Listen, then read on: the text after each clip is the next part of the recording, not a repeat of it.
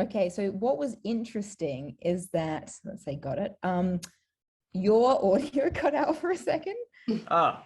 Which meant that I would say that your lips probably moved when her sound was being made, but like literally, like as you pressed it, like it was just your video and there was no sound. So I couldn't even if I'd recorded it on my phone, I couldn't make a call. But I would say your lips seemed synced up to the woman. Oh, there you go. I'll take it.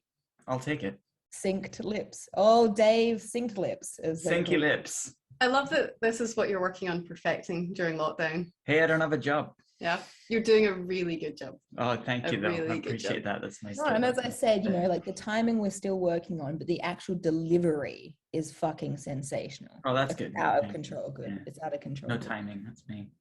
Yeah. So this week, Dave is scalped. Did we see? He's shorn like the world. So that we can like Velcro together. That's our lockdown style. Heads like a butt. Yeah. Oh, just like a butt. Like a fuzzy butt. Just do this. I just want to be in the middle, just going like this. It does. It is really nice. It is really nice. Oh, I miss touching your heads, guys. One day, Sophie. One day. One day you'll touch our heads again. And what a day. Anyway, so this week, who picked it this week? It was you, wasn't it, Sophie? I want to start by saying you have massively redeemed yourself compared to some of your previous choices. I remember though, this is one that I've always wanted to see, and the other ones the other videos, what are they called? Movies that were horribly disappointing. It's really like, it's not my fault. It's past Sophie's fault. It's like 12-year-old Sophie for having awful taste, right? Whereas this was like an adult Sophie choice. Yeah. So I feel like what we've established is that like maybe I got better with age. Well, look, I think also, Sophie, I'm not, maybe I am judging your prior choices. No, I'm not judging your prior choices. Like, I think you were trying to give Dave and I experiences that, you know, we might not have come across on our own, and possibly that we did not need to have. Yeah. That's also possibly in true. terms of horror films, Dave. But yeah, this one, so this week it was A Tale of Two Sisters. Not to be confused with The Tale of Two Cities, as I announced was last week, which is story. And we didn't accidentally watch that instead. So yeah, so this is a film from 2003. 2003 Korean horror film, psychological horror drama film, apparently. Directed by Kim Ji-woon. Look at you with your facts. Look at Dave. Look at Dave with the Wikipedia up instead of me this time. Yeah, you guys are on different sides this week. Do you realize that? Yeah. Are we? Is that upsetting you? No, it's just more that I'm going to have to, I drag Karen's titles to the left and Dave's titles to the right. I'm just going to have to make sure I do it the other way next time. We're swapped, we're proud. I can be Dave if you want. I mean, and like, here's the thing about you guys. You look and sound different enough that I could probably work it out in the editing process where I put titles, don't edit anything, and then upload what we'll generously call the process. So before we jump into this film, Sophie, I tried again, right, with my notes because I enjoyed it so much last week, right? Yeah. I realized I had to stop sooner because actually taking notes while trying to read subtitles, it's problematic. I find that because I do this thing whenever I start watching a movie, like I'll be like sorting out the ends of other threads, and then I have to remember, like, one, don't do that because it ruins any atmosphere that's trying to be built, and two, especially not when you don't speak Korean. The language. Yeah. So my notes this week, they're very brief. Yeah. Scary hair, exclamation mark. Right at the top of the film. Right at the top of the film. Eating garden. Yeah.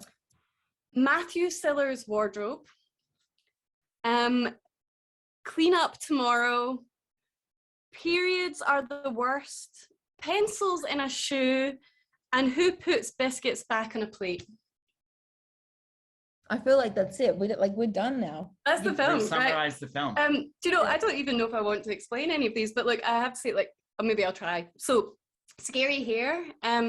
there is something about not being able to see someone's face and the hair 100%, thing. So, and I feel like it's a trope, but like in a Korean or Japanese horror movie, it's still effective. It does. yes. Oh my God, really? Yeah. So like, just for everyone else, this scene that we've got this person, and we're clearly in some kind of hospital because there's a man with a lab coat, and this person is brought in, and we have the man talking to this, let's call him a doctor, talking to a person who we can't see. And then we like flip to and I say talking, the other person's not saying anything, so he's asking questions, talking to himself, and then we flip and we like, it's like from his point of view, and you just see a person like sitting, and there's the hair, and it's like, it's just a person, and then you go like, oh God, something terrible is going to happen, or something terrible, and it's just like, there's something so effective, but only when done in Japanese or Korean horror. Yeah. And it's that I don't want to see that face. I don't want to see that face. So like you say, from the top, I was like, ugh. And also it was quite clear from the start of the film, well, to me anyway, like that it was psychiatric care. Like that was, that was quite apparent. I feel like that's like, what other stage do you have a person coming in and being like, here's a picture, who's in this, like, tell me about this thing that happens. Like, that's no other care. But even I think the sitting across the table, the shuffling in, it was very, it was very effective because it was so quiet at the start. And then it was like psychiatric care, because very much the subtitle of the film could be A Tale of Two Sisters, Women Are Mental. I was going to be like, A Tale of Two Sisters, or is it? Yeah. Whereas my story was, look what happens when you get your period, because that's where I figure things go mental. I don't know, but that was my interpretation. Sure. So start off the film in the hospital, presumably a sister, not doing very well, but doesn't speak at all, has hair in face, is shown this photo going, do you know who these people are?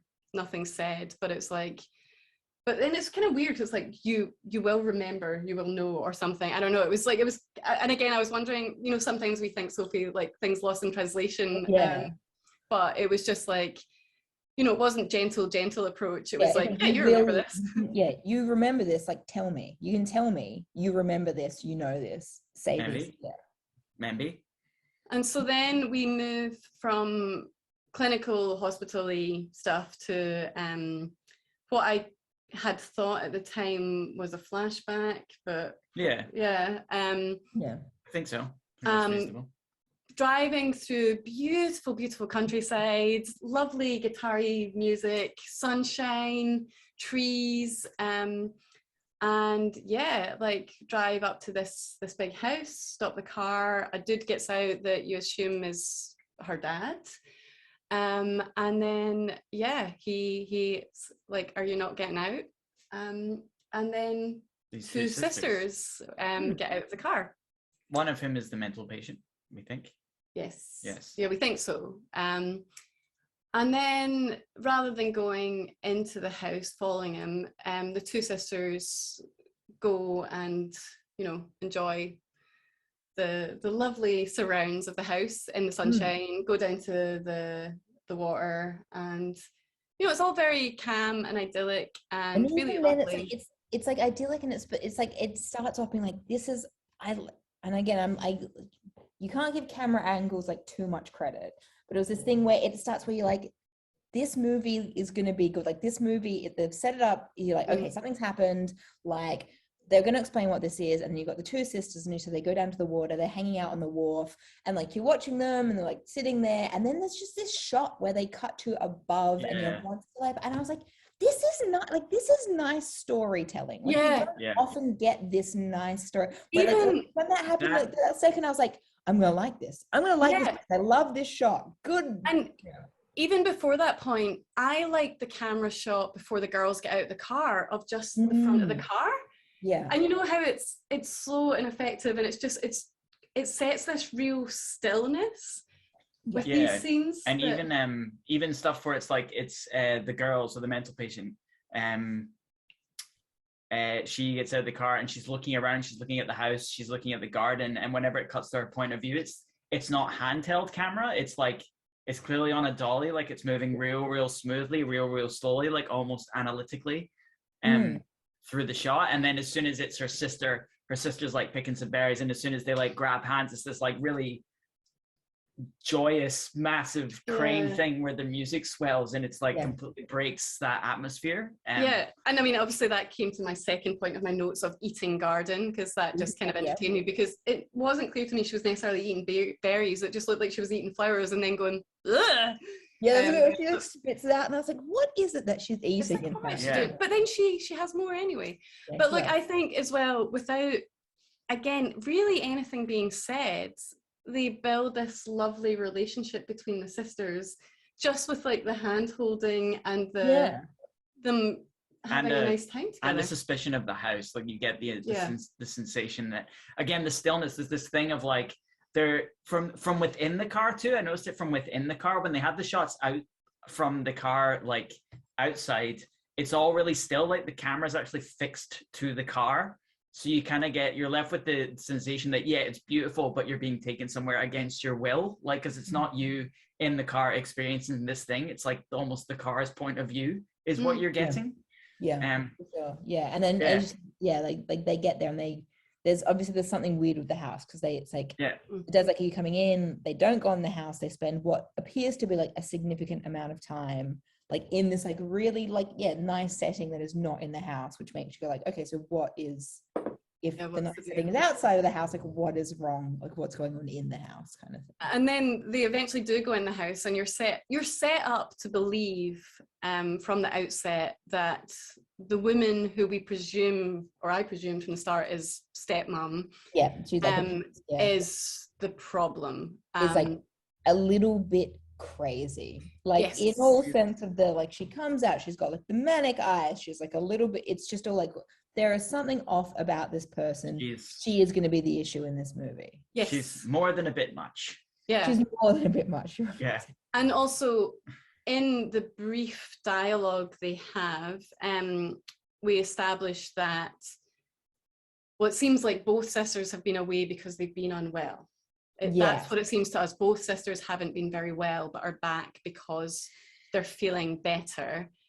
But clearly, it's quite intrusive questioning and asking. So there is absolutely no warmth between this woman who has been in the house and these daughters that have come home for whatever period they've not been around. So I thought it was really interesting, because it's like obviously it's framed like the stepmother is the problem, but she does keep referring to that house as their home. So it's that weird thing where it's not even like the stepmother's moved in and it's like the stepmother is acknowledging that this place is their home. I just thought it was like just like an interesting, because obviously like normally, like not normally, but like, you know, if you've got like a bad or an evil stepmother, it's kind of like, I live here with my husband and you happen to be the offspring of this person, and like this is not where you know, there's a coldness.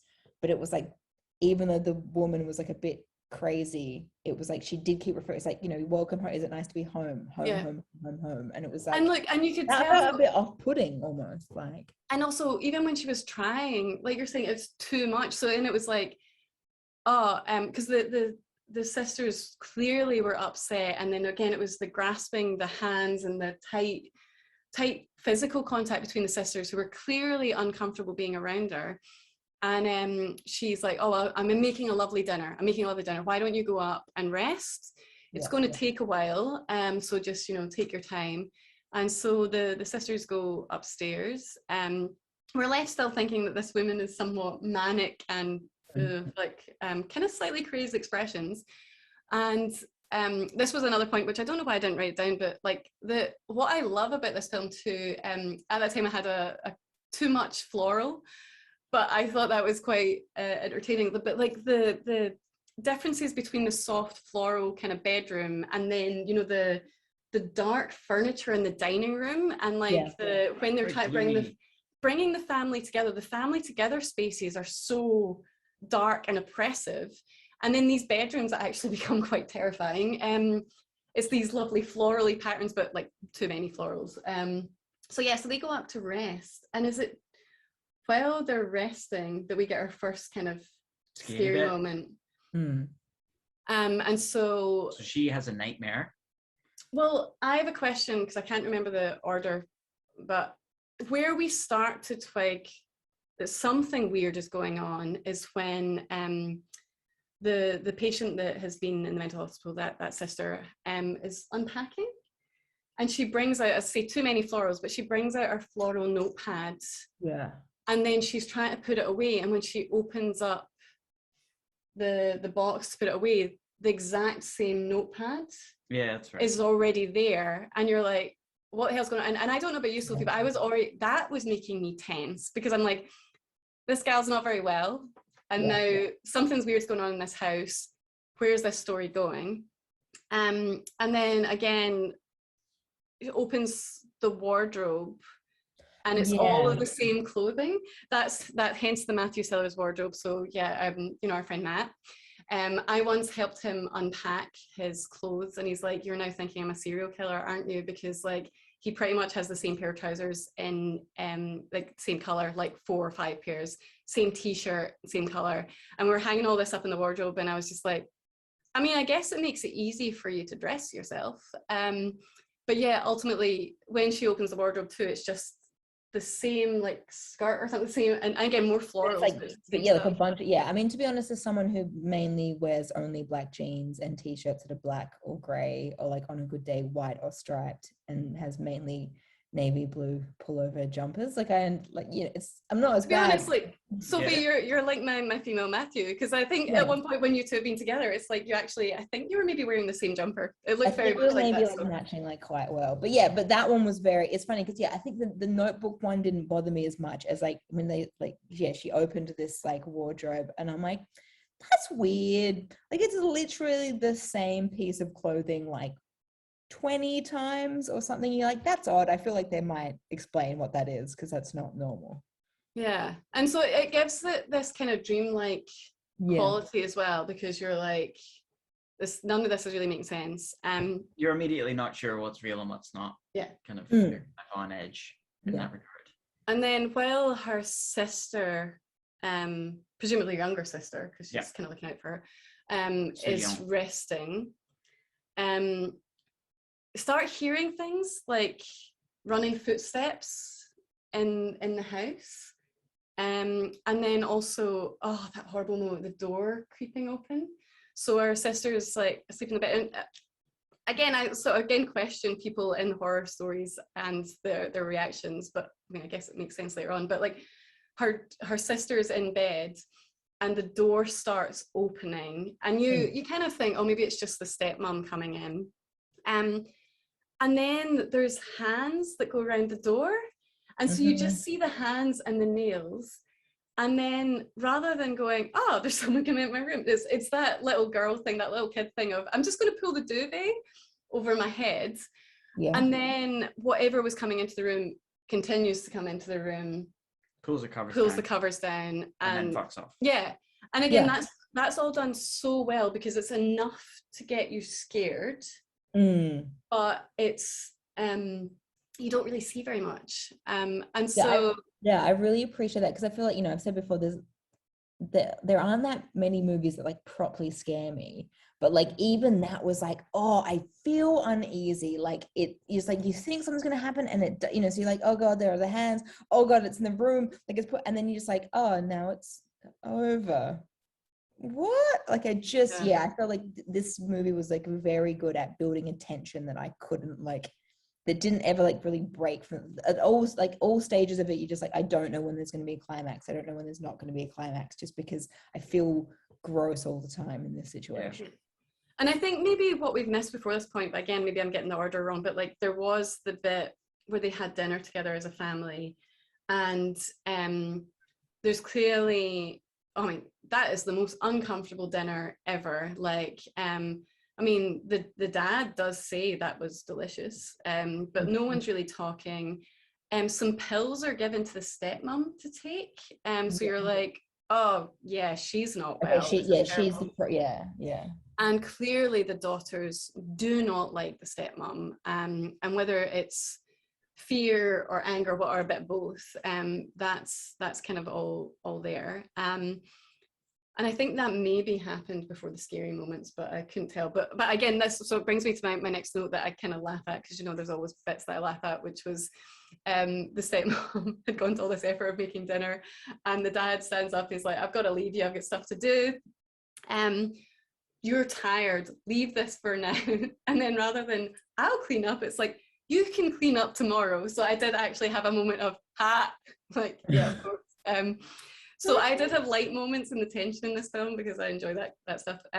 But yeah, so going back to the sisters, the younger one ends up running in to get protection from her older sister. And that's a lovely moment as well. That's kind of, it's always creepy having something under the cover, but we all kind of knew that it was going to be her little sister. But you see that little blob in her bed as she's going into it. Oh, you're having a terrible time. And she's like, have you been hearing all of this stuff? And she's like, nah, nothing really going on. It's all good. And then what freaks me out so much in this film is when some of the scary stuff happens in daylight. And we get to like the morning scene, and I think there is a little bit of an interaction between. There's a bit of a kind of nightmare montage, which is the first kind of real scary, loud, like flashy jump scare bit, which is really effective. And she wakes up from that, and then there's this horrible scratching sound. Yes, yeah, because that, yeah, you're absolutely right. Because I couldn't even tell you everything that happened in that montage apart from there was blood. No. There was blood. There were hands. Yeah. And so she has this. The older sister has this nightmare, and I think she's still in bed with her younger sister. And then once she wakes up from that first nightmare, you hear this scratching sound. Yeah. Yeah. Fuck. And I think this is where I started to like bury my head in under Dave, because I was like, this, I'm not like this. This is horrible. And it's kind of been established from the conversation with the sister that it was the stepmom who'd crept into younger sister's room.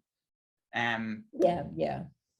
And then so we hear this scratching, and then we see these hands appear at the bottom of the bed, moving along the floor. And then we see a head, and we can clearly see from the length of the hair that it's not the stepmom. Yeah, because the stepmom's got a little like short bob kind of thing. Yeah, and it's clearly not that. This is a long-haired person who, like, very, very slowly turns towards them. And this is one of those instances where you see the thing, and seeing the thing does not help. Yeah, does not dissuade you of the notion that this is it's not like, what was it, like when we watched The Monster, and I was like, now that I've seen The Monster, I'm less scared of The Monster, where you just like, I hate this more, like this thing is worse now, like for sure. I don't want to be seeing this. And also the physicality of it too, like the it's that really kind of like, I'm organic but I'm inorganic, but I'm like, it's just like, you know, I'm of this world but I'm fucking not, and it's just so steps onto the bed and is stepping towards her in this kind of walky, floaty way with head askew. It's all very upsetting. It's the head askew. Did I tell you that my brother used to be able to scare me? All he had to do was like drop his head to the side and do starey eyes, and it used to like, I'd scream and run away. Like it was not. It's just, there's something about the head askew and the non-speaking and the hair and the starey eyes in it are just it was good. So then we get this interesting sequence where she's standing right over Sumi, which is the name of the mental patient main character. And we see the presumably ghost's leg, and a trickle of blood comes down her leg, and then a hand scuttles down her leg. Just great nightmarish imagery, just fantastic. Like really problematic imagery. And you just, because that's what it is, like, cause she's like staring at, and then you see the blood and you're like, oh, and then it's just that, and you're like, oh, they're the noises I made on my couch by myself, like, those are appropriate noises to be making when these things happen. And Sophie, to let you know with this film too, I think, how many times did I have the involuntary like, I think at least 4 or 5. And I had jumps. Yeah, I had jumps, and I had like involuntary noises, and that was part of that. And then she wakes up proper. I don't know. And it turns out her little sister's had her period. Yeah, that's right. Yeah. Because she's got like, she realizes that there's like blood on her hands, and she was like, this is like spooning with the sister, and then it was like she goes back and she's just like, oh, gross, someone else's period blood on you. So she then sneaks into her stepmom's who has this like medicine cabinet where then you open it just has this like very neatly arranged like I love I love that you're commenting on this, because that's another thing about this film that that in particular I did mention to Dave. I'm like, whoever has their sanitary towels that neatly stacked? And there's like the two different colored piles, and I was like, this is usually silly. like, it's usually like you open the cabinet and you're just immediately buried in them. Yeah. They fall, yeah. Whereas here, they're just stacked perfectly, and then she goes to, I can't remember. There's a one colored pile, not the other, and I was like, interesting. Do these mean something? And then she takes like a slab from like that pile, but doesn't touch the other pile because I don't know about like which one's for like a heavier or a less heavy flow. Like we don't know. We don't get into that. But there's like one color that she's like, I'll just grab like a whack of these. Presumably dealt with in the director's cut of the film. Yeah, I can imagine. Yeah, when they do the audio, the commentary, they've explained to us why they've grabbed the blue pads. Yeah. But then we get this point where so clearly the older sister really is the one that has such big issues with the stepmom, because she's already had chats to her little sister of like, if she does anything to you, if anything happens, you have to let me know straight away. So but let me know this time. Wasn't there like a suggestion about like you have to tell me like this time if she's there's a suggestion that like shit has gone down in the past with a stepmother who's possibly been awful to this other sister, and she's like, you got to let me know if she's being like that this time.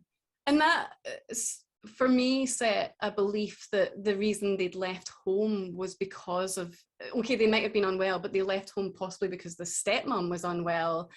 And that's why she was on medication. And then it was like, it was always going to be this tension, them all coming back together. So that's where my brain was like to go. And then you have that moment where like the stepmom had an opportunity again to try and redeem herself and be mom, since their birth mom is out of the picture.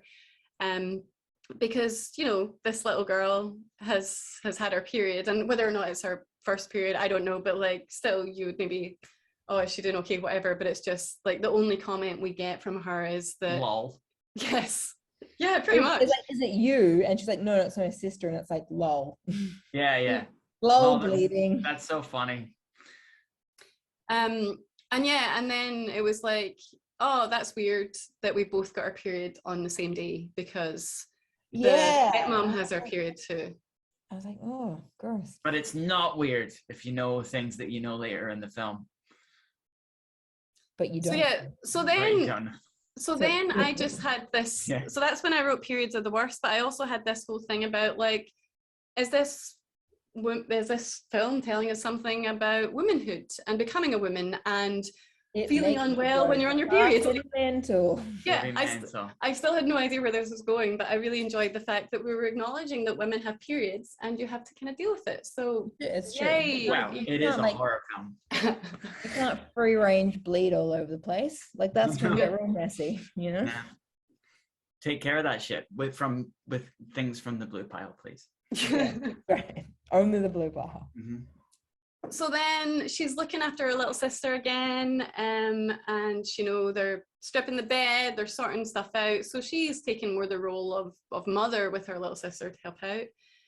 And then again, I not knowing the chronology, I can't say that word, but there are bits where her dad does try and chat to her at times, and there's clearly really bad tension between the older sister and her father, like not happy with them, probably because of the stepmom. There's some crap that's gone down and she's really, really not happy. There's that lovely scene as well where I think after the period scene where she's out at the front of the house. So again, when you're outside the house, everything seems lovely. It's nice. It's lovely outside of the house. Yeah. And she's trying to teach her little sister how to whistle. And they're whistling a song that their mum used to her song that she loved. Yeah. And then there's a really grim scene with the birds. So the stepmom has these two birds in a cage that she clearly dotes on. And the older sister's like, should we kill them? But like very just nonchalantly, should we kill them? Yeah. And our younger sister's like, or we could set them free, which, you know, maybe preferable. So that's kind of mentioned, and then the dad comes out to chat to the older daughter, and I guess this is where, retrospectively looking at it, you should have got an inkling, because anytime he's speaking, he's only speaking to his older daughter. Yeah, and it's really funny because I feel like at the time you don't notice, and then it's very like retrospectively like like no one is conversing with the younger one. And even like in that scene where they're both outside, like as soon as he comes over, it's them in a 2-shot. It's like the little sister's there, but she's just been chopped out of the scene, and like it's been established that she's standing right there, but she's just not in it. Yeah. She's just not there. It's just the two of them, the dad and the main character standing everywhere. And look, at that point, I did have a moment of. And I thought, that's weird. That's a weird thing to do. Yeah, and also it was weird, but I didn't feel like maybe it's because the younger one isn't actually there. Yeah. But yeah, like 100%, I went, that's weird, but it is what it is. Like, because in that discussion, because up until that point, any discussions with the two sisters, I was kind of going with an okay. But at that one, I thought the dad's having quite like possibly a chat that would be a one-on-one. So it's really strange that he's having that with the younger daughter there. That was the first, I was like, that seems a little bit strange. And the crux of the conversation is, why are you acting so weird? Yeah. Which at the time seems unreasonable on his part. Yeah. Yeah, you're like, okay, mate, just steady on a little bit. Yeah. Like, they've just come back. There's obviously some issues here. They're trying their hardest. There's a bit of tension. Don't be like throwing these accusations around. But yes. And I guess I also was quite judgy of the dad throughout this film because I did have various moments of like, how is he so unaware of what's going on? How is he so unaware of like how bad the stepmom is being to the younger daughter, and how is he so oblivious? And there's also a few scenes throughout the film where he's on the phone to someone, and you're almost like, I mean, I don't know where I was going with it, but I was like, oh, you have to come soon. I really need you, whatever. And I was like, I mean, is he having an affair with someone else? Like, is there? Like, I was like, the birth mother isn't alive. Like, who is he talking to right now? Yeah, for sure. And then I think from there, the older daughter goes and finds photos of her mother. Because we still don't really know what has happened to the mother, what's going on, other than the fact that clearly there's a feeling, and there's a feeling that the dad has misbehaved. So then she's showing all of, this brings me to pencils and a shoe. This is my prompt, Sophie. And they're like, I'm ready. Well, you commented on like the really neat sanitary towels. Throughout this film, everything is so neat. Everything is so neat to the point when they actually are scrabbling in drawers and throwing things about. I get quite upset because there's disorder now in this. Really, like, this is not the aesthetic of this film. This is that's what it's done to me. Yeah. She opens up her I guess it's a case for mum's stuff or something, and to look at photos and whatnot. And there's a shoe full of colouring pencils in the shoe, and that was pencils in a shoe. But really, that is a minor point that no one really needs to pay any attention to, apart from me. Yeah, that's not the important part of this. That was the important part. Pivotal to the film, pencils in a shoe.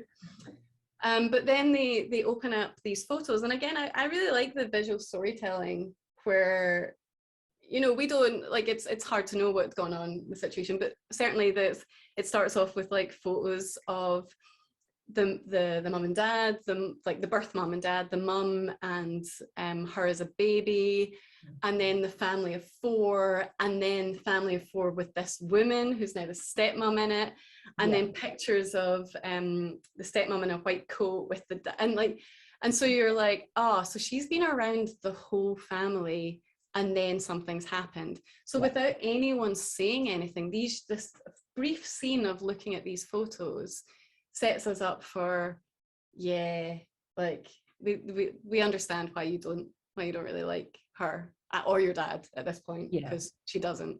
Then what happens? Is it then the dinner scene? Is it the dinner scene next? Yes, yeah. So they've invited the uncle and aunt over for dinner. Their second night back in this home after a while, and clearly you get the impression, even from when it's mentioned by the family, that no one wants this to happen. Like, this is people have been coerced into something, and no one really wants to do it. So they have this dinner scene. Well, they have the aunt and uncle, quite young couple, driving to the house not really talking and looking pretty miserable, really unhappy. Yeah, for sure. And then again, yet another awkward dinner scene in an ominous, dark dining room. Quite funny. A different kind of very awkward. Yeah, it's not like awkward because there's like a complete lack of silence and everyone's just sitting there very uncomfortable. You just have like the stepmom just like anecdoting like a crazy person. Telling funny stories that are not very funny, but laughing her arse off. To the extent like the performance really transcended language. Like it was very, very funny. It was very, very funny part of having the time of her life, and so were we. Because what was the first story was about the uncle almost drowning. Great. And I'm like, and I looked at Dave and went, that's not funny. And then she was like, another funny story. I'm like, oh no, she does think this is funny. Yeah. And no one else is saying anything, and everyone is deadpan. And then her second story was about some dude that took his clothes on and off depending on the rain. Yeah. And then she was like, there was one day that it kept raining on and off intermittently, so he was constantly taking clothes on and off until he eventually had to go into the house to stop this. And then she mentions to the uncle like, oh, and then you did that too with him. You were out with him. Yeah. And it was just like, but I think in this dinner scene, are the sisters there, the younger sisters, or just no, it's just the four. Yeah, it's just the four adults. Yeah. And then the auntie has a wee conniption. Yeah. Clutching at her throat and her cross at her throat. Yeah. She's kind of I don't really know what's supposed to have happened to her. It's like in the beginning it looks like she's choking, and then it kind of looks like she's having a seizure, but I'm not really sure what the specific issue was that made and it was interesting, as you say. And it was interesting the options. So that was when both the dad and the uncle were like trying to help her, and their options were, first of all, trying to give her a glass of water while she's fitting on the floor, so like water of course goes everywhere because she's having a fit. So I was like, what are you doing? Fitting like water, like they will drown. Yeah. And then pills, just like chucked into her open mouth, just like that. Like, and then she immediately vomited, so those pills were not going anywhere, so vomited and then rolled into it. It was very well done. It was very upsetting. And it again, was very upsetting. Again, clutching her throat, clutching her little cross at her throat, and and then we cut to them leaving. They're in the car driving away. And she's like, I saw a ghost under the sink. I saw a child under the sink. A child ghost just like under the sink. And then that leaves those characters. That's it. That's them. So we never talk to them again. No, they appear briefly towards the end. Oh no, yes, right. Yeah, they do appear. They do appear very briefly towards the end. That's true. So then we're set up for, after the mention of the child, we get another wee scary sequence. One of those great sequences, like you know exactly what's going to happen. It scares you anyway. Where stepmom is looking in and around the area of the sink where a lady says she saw the ghost. And we see a brooch on the ground, like not a brooch, a hair clip on the ground. And she reaches down to get it, and we have this nice zoom outy thing. And then, of course, a ghost hand comes out and grabs her. Because you're like, it's gonna happen. I know it's gonna happen. It's like she's hanging around with the ghost. It's like, okay, all of a sudden there's a clip here, like, and then they do it, and you still go like, popcorn everywhere. Fucking very, very good. No, they did. They did a good. As I said, like they did a good job, like really like building that tension, and then even just like scaring me anyway when I know that they were on purpose building the tension to scare me. And I think it's about this point we do away with the birds. Actually, I think we already got an inkling that the birds might have been done away with, because there's a point, or maybe this was just my feeling. What is it? There's something on the inside here. It's probably mascara. There was a point where it looked like an ant. It's not. I'm glad it's not. So when there's that point when the older sister is going and she's finding her mum's stuff in the photos and whatnot, but there's a bit where the younger sister is still out in front of the house with the bird cage, and it almost looks as if it's bashed in. And so the younger sister, am I making this up? I don't know. But like early on, there's this feeling like something bad has happened to the birds as well. But nothing, you don't really see anything of that. But then I have a question, because I'm trying to put in place where the biscuit bit is. Is that pre or after the biscuit bit? So there's the scene where there's quite an intense discussion between the older sister, the Sumi, and the stepmom, and she sweeps the crockery on the ground. Yeah. So I think that's still part of the tension. No, I think that must be afterwards, because that's where we get a big reveal about. Okay, no, you're right. Yeah. Yeah, so, yeah, you're right, Dave. Yeah. No, you're right. Yeah, because you're right, because there's the point where the stepmom has had that episode with the ghost. The dad, who's still quite aloof in all of this. Yes, so aloof. I'm just like, I don't know what you're about. I don't know where, like, I don't know what is happening with you as a person here. You're very confusing to me. Yeah. You're very wrapped up in something or other, and I don't know what it is. And keep phoning folk, and I don't know what you're doing. So he goes to explore, because he's like, all right, so I go ghost, I'm gonna look around the house. And he goes into the sort of greenhousey bit where the birds are, and lifts up the cover, because it's at night, so they've been covered over, and one of them is in there dead. Yeah. All blooded up. See, I thought there was only one bird. No, and it was just a case of it had been duplicated in the same way that the notebooks had been duplicated. No, there were two birds right at the start that the stepmom was talking to. Yeah. Hello, Sophie. And so he's like, oh, this is going to be, what are you doing? So it's like, this is going to be terrible. Like, she's clearly dotes on these birds. And we've also been set up for like the daughters maybe having done something to the birds because of that throwaway comment earlier on of, should we kill them? I mean, they do say it just outright. These things she loves, shall we kill them?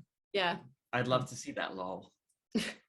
So the dad goes to try and bury the bird. Yeah. And at that point, I guess the stepmom goes up to chat to the... No. So he sees that in the cage in the glass house that the bird is dead, and then we see that stepmom has seen the bird dead through the window. In another creepy kind of creepy face scene. Like, here's my scary face. I see what's going on with those birds. So she goes a bit ballistic. Yes. And goes up to yell at, chooses younger sister first. Soo-yeon? Yeah. Yeah. And Soo-yeon gets put in the closet. Yeah, because she pulls back, there's something, she sits on the bed. Oh, that's a horrible scene too. She sits on the bed while the stepmom, while she's talking to Soo-yeon, and crunches on something. Mm-hmm. And then when she pulls back the cover, it's a dead bird. It's a dead bird. You know, it's like the evidence is like literally there. Yeah. It suggests that maybe she did kill the bird because it's in her bed. Yeah. And we'd already been built up to be a bit creeped out by the closet, with creepy closets opening and closing and whatnot, but also because the older sister has already asked her dad, can we get rid of the closet? We shouldn't have the closet. And so I was left thinking like, oh, this is the thing with the closet. She gets put in the closet sometimes. So so the stepmom, and that's bad enough. The child abuse is bad enough. Yes, they have like closet PTSD because like this was used as like a punishment vehicle. Yeah.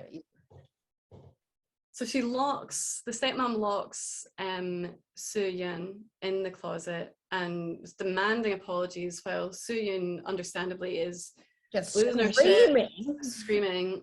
And but no one can hear. Guys, if you locked me in a closet, like haunted or not, even if I hadn't been traumatized as a child in a closet, like I still think I would be like screaming for you to let me out of the closet. I'm just like, what do you? I don't want to be in here. Yeah, let me out. And like I had a moment, Sophie, where I thought, because she throws something in the closet at her, and I had another jump there, but I thought that she'd thrown the dead bird in at her, which I just thought was fashion. But actually, no, it was the photos. So. In that period, the photos that had the stepmom in them, she'd been ripped out, and then her head had been like scratched over. Yeah, that's right. So basically, these photos had been like defaced, and like all of the I was gonna say defamation, the defacing. It'd been like the stepmom. So it's like she's like it's like, you guys like don't respect me, you're killing my birds. Here's like, get in your closet and take you to faced photos with you kind of thing.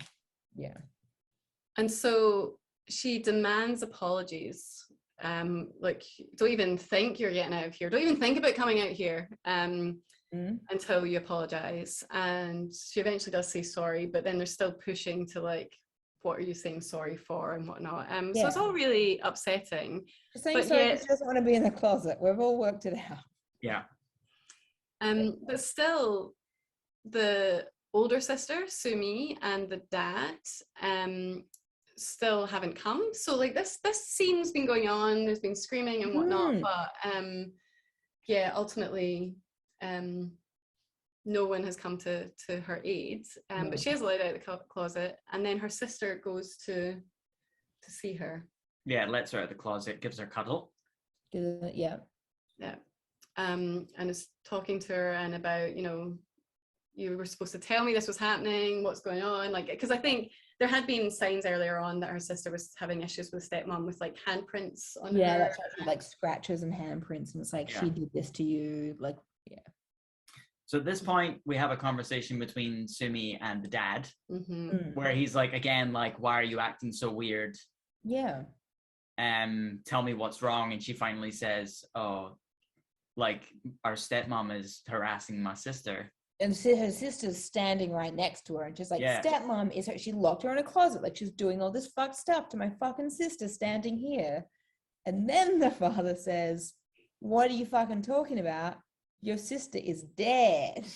I did not see this coming. Nor did I. It was 100% right, because you're just like, oh, the mother's crazy, the house is haunted, there's a ghost, like all these things, and then she's just, and I was like, dude, she is standing right there, and she can hear you, and I'm like, she's not and that's the thing, because it's not like, I feel like if it was a crap American movie, he would have been like, what are you talking about? Your sister's dead. And then she would have looked towards her dead sister, and there would have been no one there. No one there, yeah. But she looks towards her sister. Her sister's still fucking there, just like not saying anything like always. And it's just like, shit. And then her sister starts screaming, which is also, I think, what's so effective compared to, like you say, if you went to a flash of like, they're not there, it's like, it's almost like the sister has the realization that she's dead too, or what, and so she just that she's screams. Dead, and it's on like, what the fuck, and just screams like, fuck. It was, I feel like that was very nicely done. And we're only an hour in by this point. We still got an hour to go. Yeah, fuck. So yeah, absolutely brilliant. Yeah. I kind of gets very difficult to describe narratively from this point on, because I feel like even leading up to this, I'm like, what happened next? What happened next? And you get to this point and it's like, what happened next? Because in the best, like, I think the best films about mental illness do this. They tell the story in such a way you have no fucking idea what's real and what's not. It's just like, and that's what it must be like. Yeah, like what timeline is this? And you're right, because you're just like, okay, I'm a bit confused, but that's probably what it's fucking like to experience this yourself. If you are, actually psychotic, you have no idea what's real and what's not. And that is the experience that the film gives you, and I think it's great. Yeah, it's really good. So is that when she goes and talks to her stepmom? Because there is that scene. There's another reveal quite soon after that. Yeah. And so she goes down. So this all happens. I think that's immediately before. Or is that immediately before? Because there is that scene where I'm trying to work out, because there is the point where so she's talking to the stepmom, or I think she's talking to the stepmom, and the stepmom's like having a cup of tea and whatnot and eating a biscuit, and Dave's like, who puts a biscuit back on a plate? Hence my note, because the stepmom takes a bite of the biscuit, puts it down. Back. I thought that was weird. Yeah.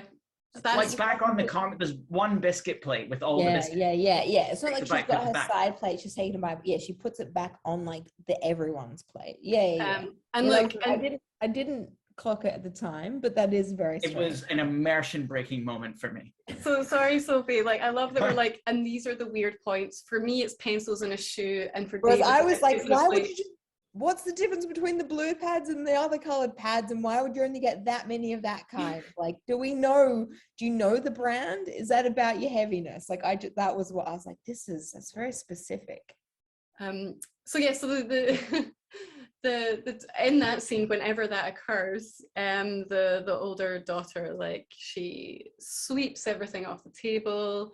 She's really annoyed. But we round about that time, we get to the point where we realize, so the next revelation is not only that the sister's dead, but that also that the older sister, Sumi, has been intermittently thinking she's her stepmom. So I think that, I think the stepmother is not in the house. No, exactly. And it later transpires that the stepmom, I believe, is who's been phoned by the dad going. So what we hadn't realized this whole time is it's just been the dad and the older daughter in the house. Two of them in the house when we were led to believe there were at least four people in that house. Yeah. I say at least because like maybe ghost as well. Yeah. I think there are ghosts. Yeah. Yeah. There's an older woman ghost, presumably the mother, and the younger girl ghost, presumably the daughter. Yes. The younger daughter. So I think there's room for both mental illness and actual ghosts in this movie. Which I'm fine with both in this Or it could just be metaphor, because we'll talk about it when we get to that. So at this point we get some really fragmented, generally unpleasant scenes showing sacks containing human corpses being dragged around the house and beaten. And because this is all incredibly confusing, because I think I can't remember where it happens again, but I almost felt like we got a revelation that she wasn't, like, that she had been thinking she was her stepmom, but then I was still led to believe though that stepmom was there and being abusive, like, because there's a bit where she's literally like dragging a bloody sack, and it's like pulling around, like a beautiful blood trail in the way that physically that sack of blood will not leave, but that's fine. So that's right. Yeah, sorry. And then I was saying, and there's a bit where she's like just beating the sack, and you're like, hold on, is this how the sister died? You know, because again, it's like we still don't think it's like, okay, so maybe the stepmom isn't there, but like maybe she's not there for, you know, you still don't go like, oh, well, the stepmom's fine, and this is all in this person's head. So it's just like, did the stepmom beat the sister to death? What the fuck is happening? Yeah, 100%. And you keep going, well, like, no wonder this older daughter, this Sumi, is traumatized. Like, oh my god, there's clearly all this crap going on, and you're still thinking your dad's being fairly useless here. What is going on? I feel like he needs to be a better guardian at this stage. But then we keep jumping between. So, we then go back to Sumi, who is, you know, trying to open the sack. Something's happened. You know, thinking her sister's in there, can't get through it all. And then we later have these flickers where it jumps between the thinking that the stepmom's there but thinking that Sumi is beating the sack herself. Yeah, so, and then we get some flashbacks showing Sumi doing things that the stepmother had pointedly done earlier in the film. So like putting her lipstick on and getting into so there's a scene earlier in the film where the dad goes and sleeps on the couch and you don't really know why. And it transpires it's because basically she's tried to seduce him by getting into his bed all dolled up. And then you see like Sumi like actually dragging a sack and hitting it, and then like there's like specific things that you see it was her doing, not the stepmom. But that one was a bit, she tried to seduce her dad, guys. It's not the best, is it? That's worse than a bit of period blood. 100%. If I had to pick between the two, period blood every time. Love it. Every single time. Every single time. And when the sack's open as well, she's been beating a doll. Because there's also some creepy dolls. You know, I don't like scary dolls either. There's creepy dolls in there. And there's another bit where, you know, is there a bit where she's like hurting herself? And because you know how like the sister had like finger marks and scratches, and there's a bit where you actually see her like just hurting herself. Well, and there's a scene where she has a fist fight with the stepmom, and then we see the father go into the area where the fist fight occurred, and everything's all smashed up. So like she clearly had a fight genuinely with herself. With herself, it just broke a bunch. And broken a bunch of shit in real life. So that actually happened to some degree. And then I guess we kind of get to the final flashback. Well, we get to the hospital. So again, then we do get to the point where we realize that the stepmom has never been there, because She finally turns up. she turns up. Yeah. In a suit, and we scroll up from the legs up with a long It's like crotch shot. oh my god, I love that. So you see this thing walk into the room, and it's scrolling up in the way that it would be like, this is it's that thing where like something evil is like walked into the room, or like it's a ghost, or it's like a whatever, and it's like building the tension of like, fuck, I don't want to see its face, be like, it's wearing a fucking business suit, and it's that thing where it's still scrolling up, and you're still going like, what is it going to reveal? And then you're like, oh, it's the actual stepmom, just wearing different clothes. But I still think they do that well, because you're like, these are person's clothes, and it's going to be a person's face, but we are treating this like there's some weird fucking demon that has walked into the room, and we're panning from its like feet to its face, and you're like, and let's be fair, like, we're still, even with all of this, clearly the older sister's unwell, we're still incredibly unsure of the stepmom anyway. And actually building the tension, like, the older daughter is afraid of her, doesn't like her, is very angry with her. So actually it's almost like we're getting the perspective from the daughter, who I believe at this point is in hospital. She is in hospital. And then we go back to the house, just the stepmom. So I think we get a flashback to the dad and the to-be stepmom arriving at the house, and everyone's alive. And at that point, it's kind of implied that, and the mom's still alive. Yeah. And it's at that point, it's kind of implied for the first time that the stepmom and the dad have, like, the stepmom preceded the death of the mother. Yeah. Because they look really happy together, and the mom's there. And when they arrive, we see there's this great shot of the mom's fingers where she kind of like grabs the chair when they arrive. And then basically, we see poor Soo-yeon wake up one day, and the closet door opens, and she goes to check it, and her mum's in there, and she's dead. Yeah.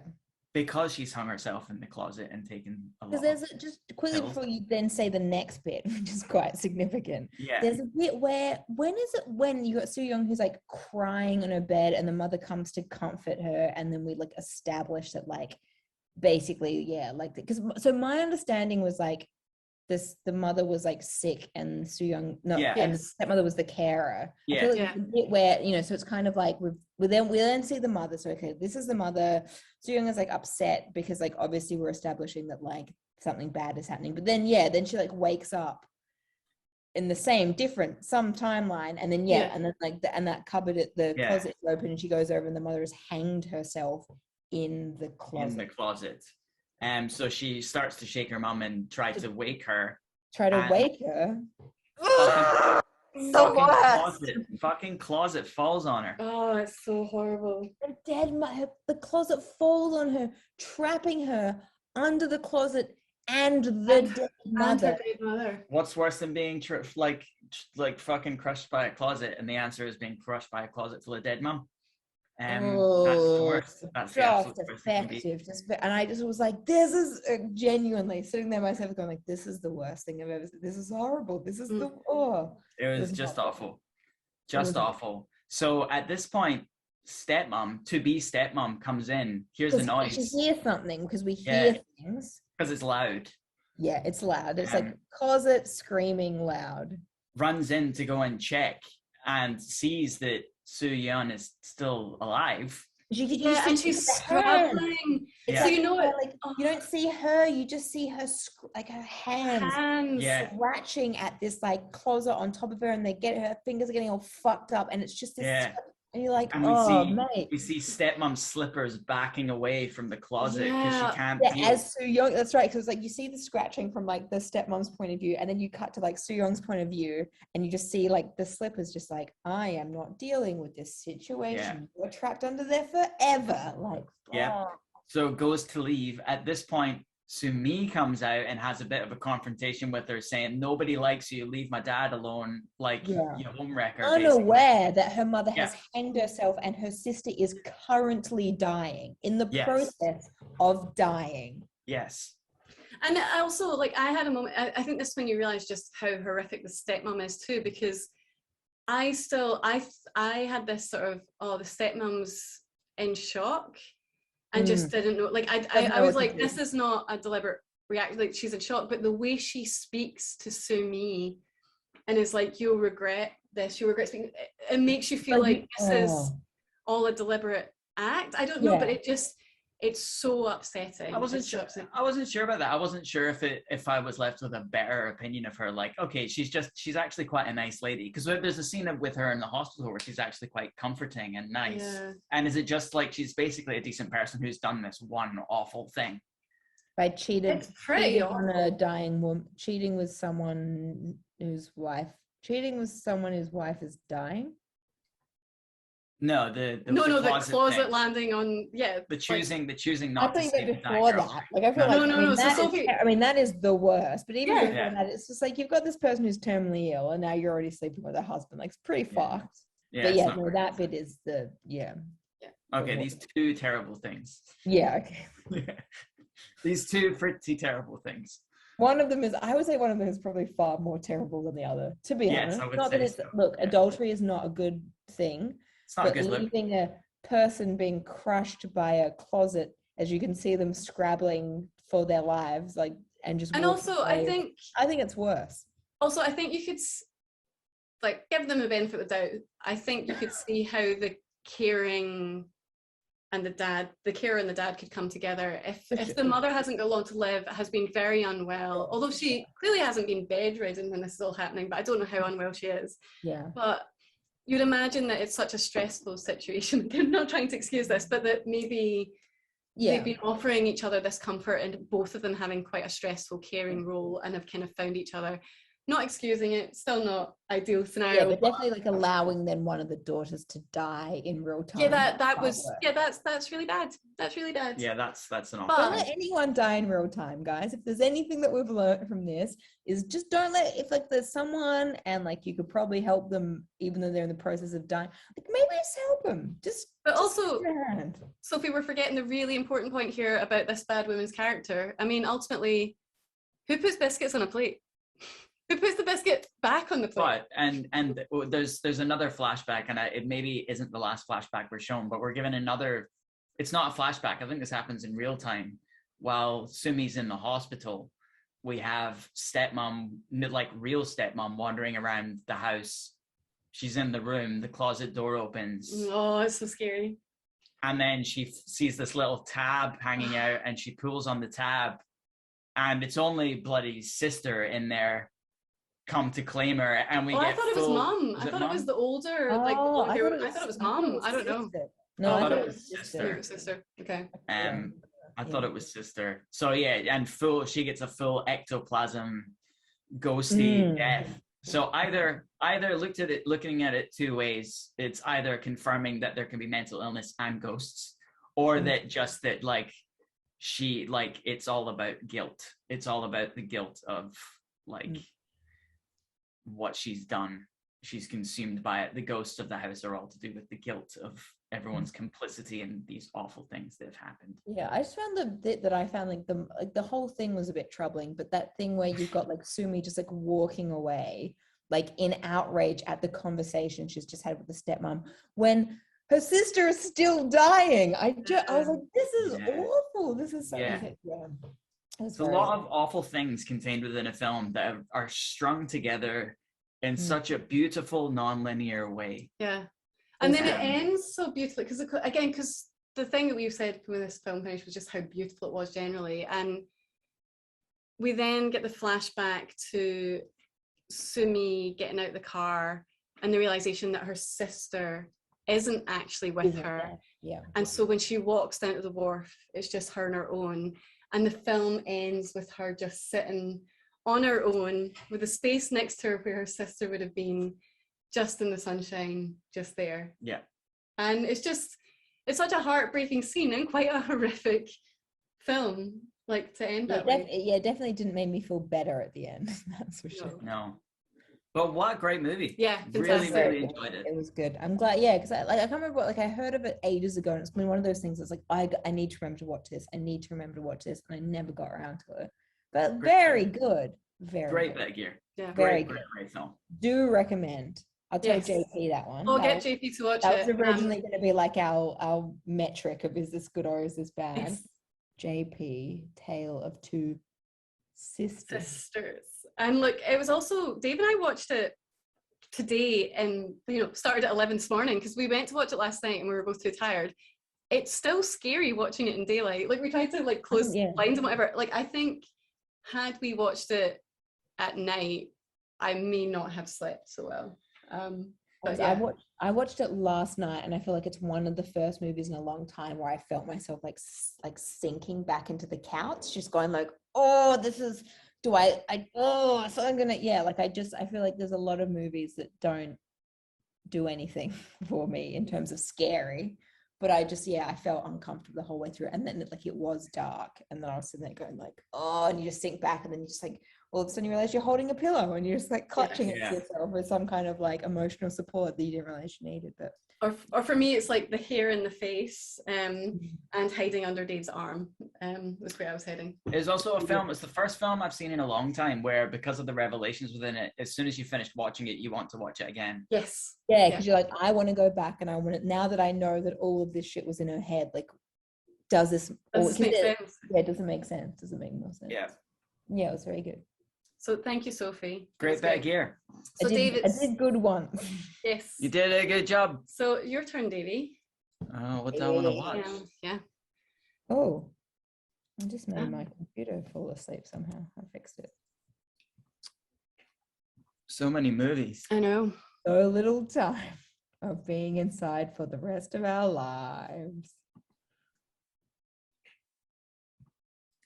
Should we go on a similar bent or a different bent? Hey, this is your I'm not looking at the sheet, so everything's going to be a surprise for me. I'm very excited. I'm looking at the suite. I've had Pandorum on my list for a long time, and it's that rare beast on our list of films, and that it's a film that I actually put on there. Ooh, not one that Karen put on. No, not one that I assigned you. And I think it's like a straight up monster movie. Okay. Oh, okay. Let's give that a crack. All right. Let's give it a whirl. Let's do it. Great. I paused the recording. I'm going to stop the recording. This is going to make for an interesting edit. I was going to say, because you know what happened? I just got the recording stopped woman, and then I got the recording in progress woman, one after the other, and then I got very overwhelmed. Yeah. Okay, ready? Yeah.